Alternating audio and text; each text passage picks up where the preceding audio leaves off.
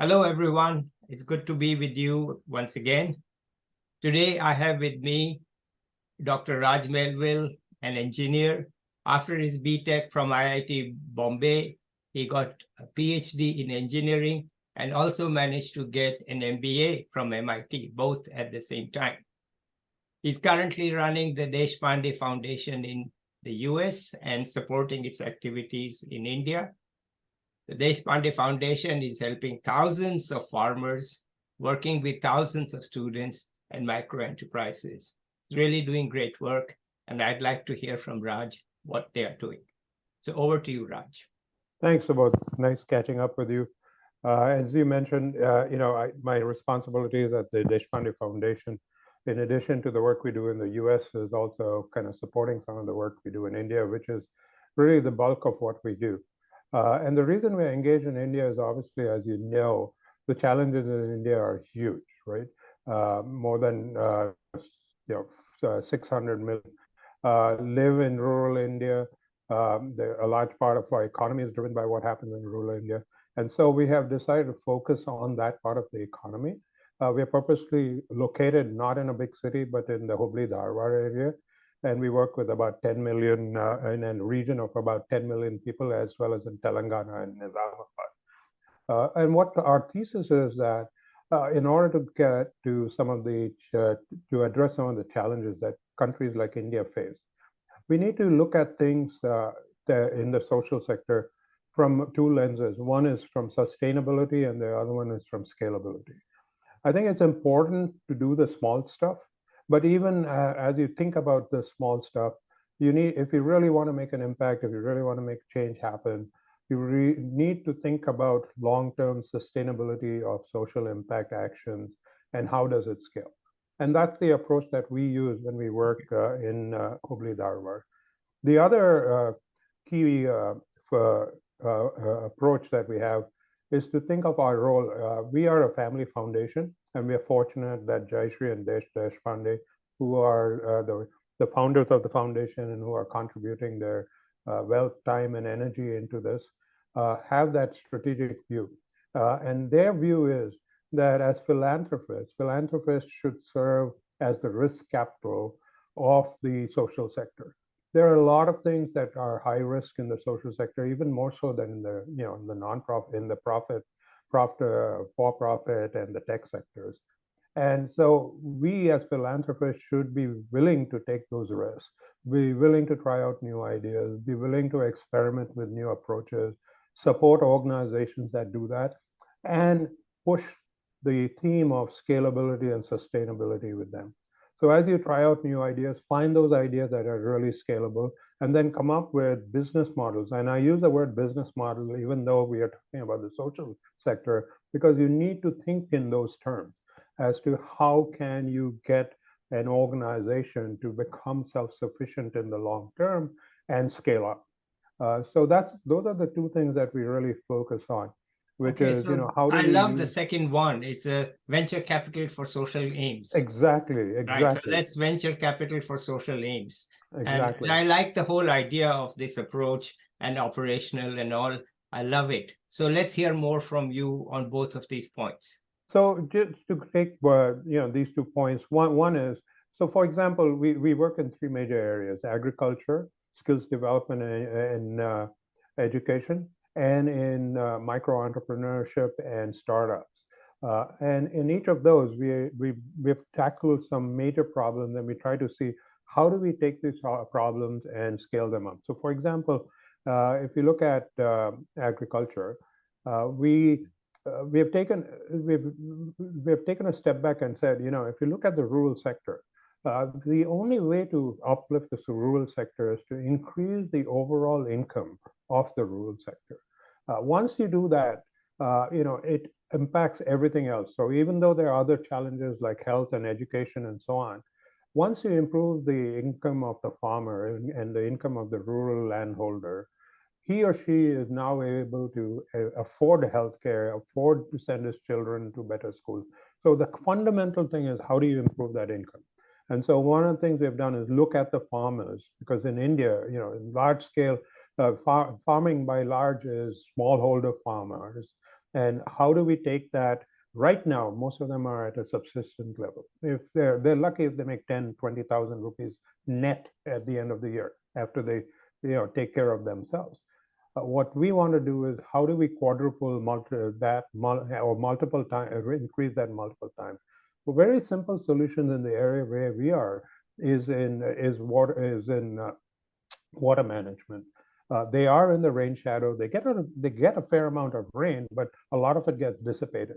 So we've done a large scale farm pond program where we work with over 100,000 farmers now, trying to go in and create farm ponds and other catchment devices so that they would have year-round water.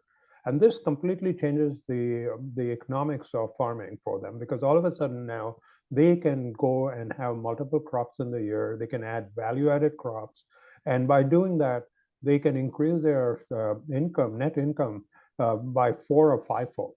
In addition, Wow, because we have been that's working something. at scale, we've been able to aggregate these farmers. And one of the things we're looking at is how do we capture more of the value chain?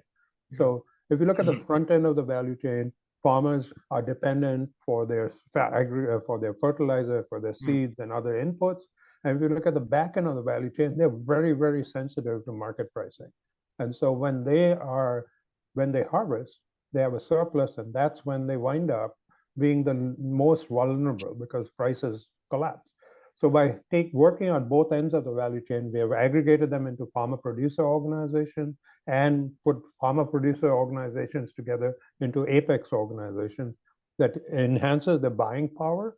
And we have also been able to now put in place some storage facilities and others. So as they harvest things, they can bank it and then get it out into the market or provide value-added services to Awesome. enhance the amount that they Just capture. awesome. Awesome. It's really awesome. So that's just one of the examples. Right. We are doing the same thing in the skills development space, where again, we realize India is generating 20 million youth a year, but more than 80 or 90% of them are going through degree mills with just a piece of paper in their hand. And we have an endemic unemployment problem when you go out into the rural and the second tier and third tier cities. And unless we address this, we are sitting on a tinder keg.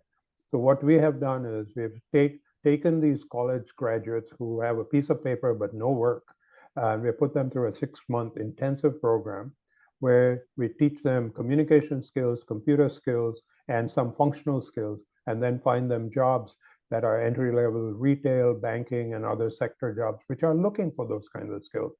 And we have reached a point where we now have, a placement rate of well above 80 to 90%. We've built a reputation. We can charge for this, so it is not for free. The students can pay for it, but they know they can repay that within a year or two of graduation because they get a good job after that. And now we've taken that program down into the colleges. So we're working with over 100 colleges in the northern Karnataka area, where as students reach the final year of their college, we use the college premises to do the same kind of program in parallel with their education. So by the time they graduate, they can find a good job. Wonderful. Just wonderful. Can we shift to the venture capital part now? That's also something I think most people would not know. So let's shift to that and let's get Sure. So get obviously, yeah, both of these approaches require a fair amount of upfront investment. And so that's where the foundation has really taken that risk. When we look at the farm pond program, right? A farmer, is a very conservative person. He or she, his entire livelihood depends on his farm. And so when you go to a farmer and say, hey, do this, and it's the do this is something new, they're not willing to take that risk, because if tomorrow it fails, they don't have food on the table, and they have to go borrow and are in debt. So the first thing you need to do is to build that trust with the farmers that you're working with. And in order to do that, that's where we started. When we first started with the farm ponds, we said, we will pay for the farm ponds. You trust us, we'll put the farm ponds in, and we'll take a piece of your land, we'll put that in. We did that for 10, 20, 30 farmers who were willing to take that risk. We paid for it, but we were able to show in a year or two the yield and the improvement in income. all of a sudden other farmers wanted to do that. So the first few years we went from fully funding it to partially funding it. And it took us a while. It took us at least 5 years to reach a point where we had done about 1,000 farm pods. But by that time, we had built enough of a reputation and we had built a workforce. So we now have literally, we must be the only NGO with dozens of earth moving equipment that just go in and do these farm ponds out there. But we also partnered with banks. So we now have a program where the farmers can get a affordable loan from the bank that will cover the cost of the farm pond. They have seen enough of a track record with the investments we've made in the last 5 years so that they feel comfortable that they can pay off that loan. And we can show multiple examples where people have multiplied their income and instead of making 10,000, they're making 1 lakh or more a year. So I think that initial 5-year investment was investment on our part, right? It was the VC role that we played. But we played with the intention that eventually this got to scale. So now we have reached a point where we have the program, and now it's just a question of resources. So, as we add more people to it and as we invest in it, we also have partnerships with CSR who also see this as an opportunity to help in rural India. So I think it is reaching a point where it's gotten to critical momentum, and it will be able to self-sustain itself going forward. Our aim is to get to as many areas as possible. We're working, as I said, in Karnataka. We are working in Telangana, and we are hoping to work in Maharashtra and a couple of other states. Wow, it's just fascinating. I'm just so impressed by the results that you are able to deliver, and it's all with your own money. You're not fundraising because Deshpande has enough money, foundation. No, well, actually, so again, going back to the VC model, right? We are the seed funder. Yeah. We are willing to take that first step, risk capital. But as, for example, the farm pond thing, as it gathers momentum and people see the success, people come out of the woodwork to support it. So, right now we are providing the foundational support for it, but there are people, both personal as well as at the CSR level who are now supporting it. So we're not the major funder for that program. And our hope is that's what it should be, right? Yeah. We fade out and it becomes self-sustaining. Right. We want to do the same thing in education. So success means you can exit. Exactly. That's what you want to do as a VC, right? If you are there, it's not yet good enough, but if you can exit, you have succeeded. That's the right way, I think, that, you come in, you set it up, and you are good enough, it's good enough, you exit. That's success. Okay, great. Now, tell us something about your recent trip to South India that you found very fascinating. Yeah, so, I go to India a couple of times a year before COVID, and now, January, I went back after 3-year hiatus. We have a conference that we hold every year in February in Hubli, specifically on social impact, and not just about us, but other people doing this stuff. So I usually go for that. But this year, I decided to take a vacation after that, and my wife and I went for about 2.5 weeks around South India, and it kind of opened my eyes because growing up in India, the history that we learned was very colored by both Western history as well as North Indian history, and it weren't exposed a lot to what was happening in South India. And it's just amazing to visit the historical temples and sites in South India to learn about the architecture. We were lucky to see some of the most famous temples. One of the largest that we saw was Brideshwar, that is in in Tanjore. And it just amazed me. The temple is built in 1010 by the Cholas, 1010-80.